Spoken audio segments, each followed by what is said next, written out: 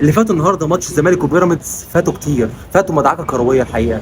هو ماتش خلص 2-2، بس برضه ده مش اداء الزمالك. يعني تخيل انت نادي الزمالك بتعادل 2-2 وهو اللي بيضيع وقت، مش هو اللي عايز ينجز ويجيب التالت، لا هو اللي كان بيضيع وقت، وده سبب مشكله النهارده في الماتش بين الاجهزه الفنيه، يعني خناقه بسبب الموضوع ده. تعالوا كده نشوف حد من اللي اتفرجوا على الماتش، كده نسال حد في الشارع شاف الماتش ومشجع مين ورايه ايه في الماتش النهارده. تعالوا كده نشوف حد. في واحد هناك. مساء الخير.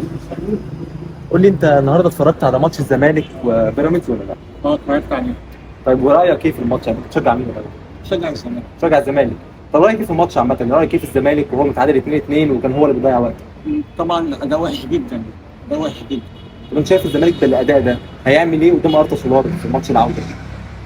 آه انا حاسه هيخسر، بس يعني يا رب يخلص تعادل. بس هو كده كده هيخرج يعني بالنسبه هو لي. هياخد كده كده هيخرج وهيبقى موسم صفر. صفر بطولات. صفر